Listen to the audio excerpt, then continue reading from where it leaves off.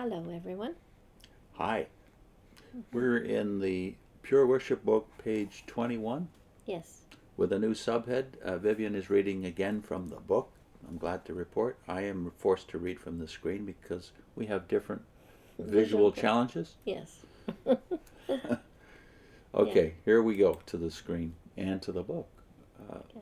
Who's reading the first two paragraphs? You're reading the first two paragraphs. Good. And the subtitle you should. Yes, the subtitle is important. So it is a nation devoted to pure worship.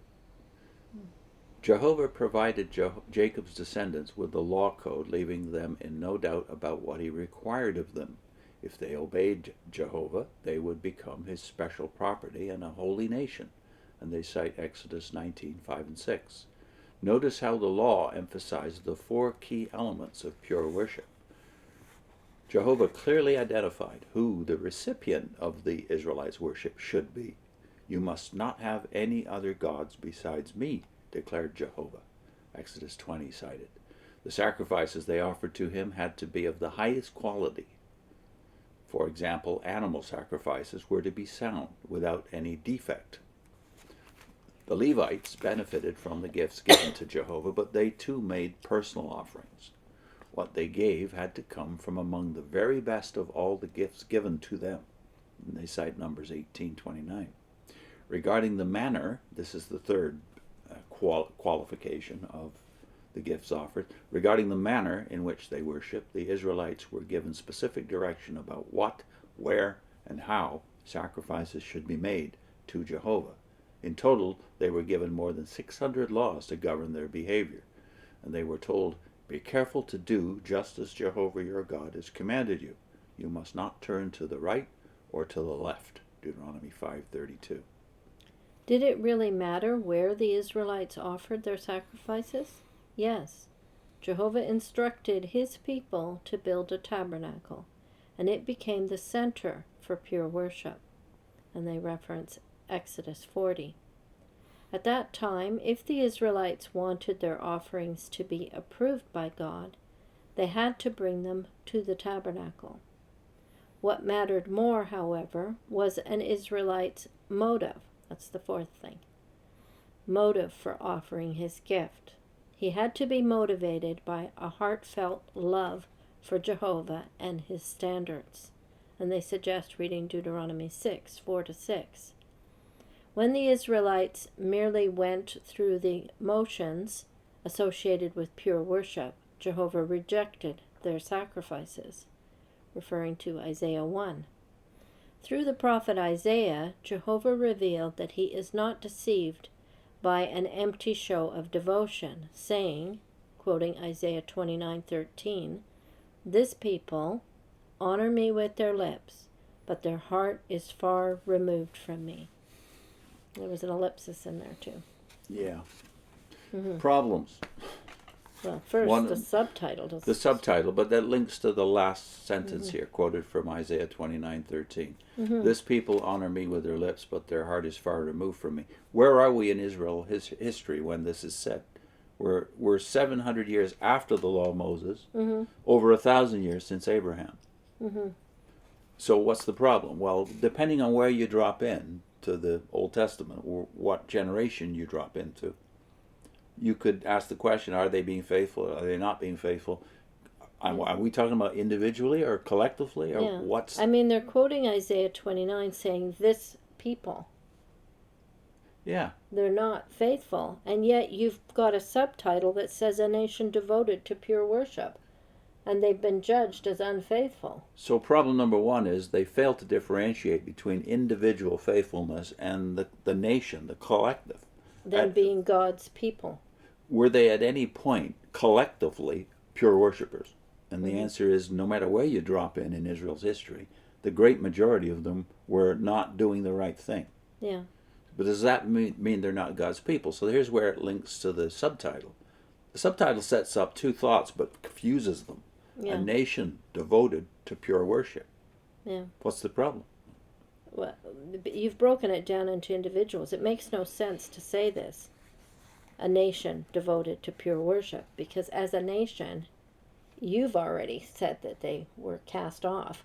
Because they weren't faithful. Because most of them were not faithful. Okay. Yeah. So was it ever the case that most of them were faithful? We don't know the answer to that question. So that very first paragraph, the second sentence, they say, if they obeyed Jehovah, they would become his, and then they put in quotes, his special property, and again in quotes, a holy nation. Exodus 19. This is very misleading because you've got a condition here, whereas they are God's people. Already. Whether they are faithful or not, they are God's people. He chose them to be his people. So he didn't put conditions on it. So you've got this is where the fourth dimension, time, is all important, because here's the law. The Exodus 20 is being cited here, right? Mm-hmm. Exodus 20. Well, that's around the year 1400 BC. Mm-hmm. They're already God's people at this point for 430 or 450 years. Yeah. So if you're not separating the two questions, are they practicing true religion? Are they pure worshipers? If you're not separating that question from the other question, which is, are they God's people? You evaluate everything incorrectly. And now look at their history. When God chooses Abraham, he's done nothing. Yeah. And he's chosen. When they go into Egypt, you've had all those scandalous things about Jacob and his brothers. And his brothers and Joseph. No, I should say Jacob and Joseph and his brothers. Yeah.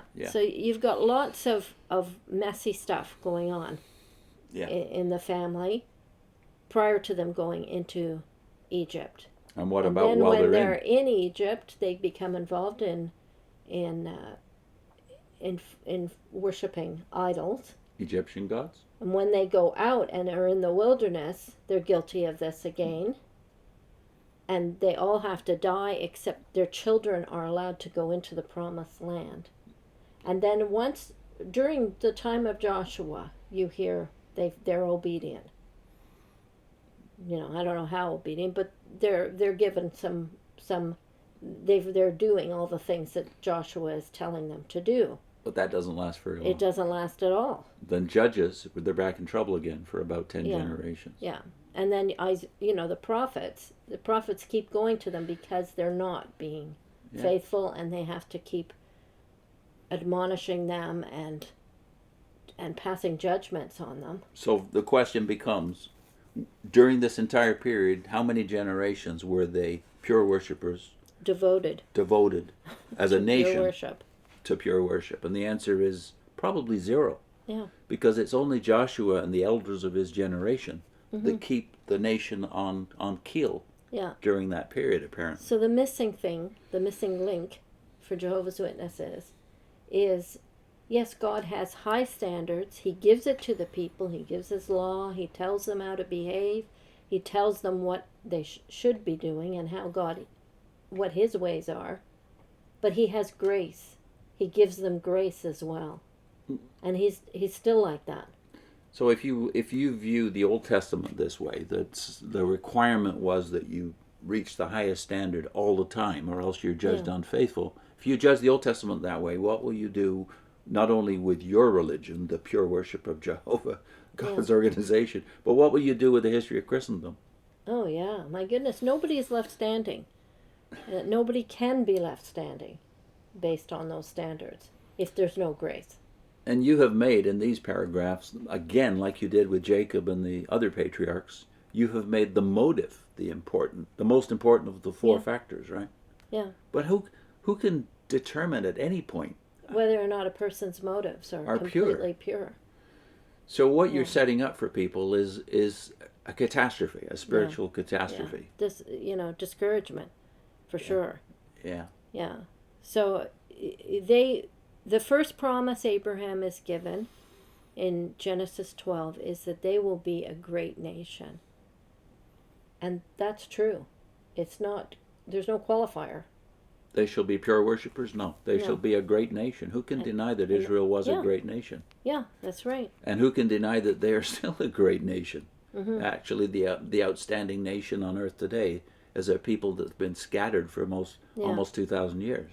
So we would suggest that you read the latter part of Deuteronomy. Yeah, they've cited the earlier parts of Deuteronomy here, the requirements. Read the last 5 chapters. Yeah, 5 chapters, and if you don't have time for 5 chapters, read chapter 32. Yeah. And there's a familiar command in there that if you're a veteran witness, you will remember. Yeah. A song we used to sing in the Kingdom Hall. Be glad, you nations, with his people. His people. Who are his people? So what's the destiny of Israel? Yeah, and what is their end run according to Deuteronomy 32? And we were going to link. Is that what we want next here? Yeah. We are linking. Oh, where did I put that? Oh, yeah. Yahweh's everlasting love versus J.W. Org's conditional contract. And that one is based on Jeremiah 31. Yeah. But you might also want to read, we're going to load you with readings here, Ezekiel 36 to 39 in one sitting. If you read right through that, look at that and tell us what you think the end run is for Israel. That's a nice challenge, dear. I'm going to do it. Okay. Good. See you soon.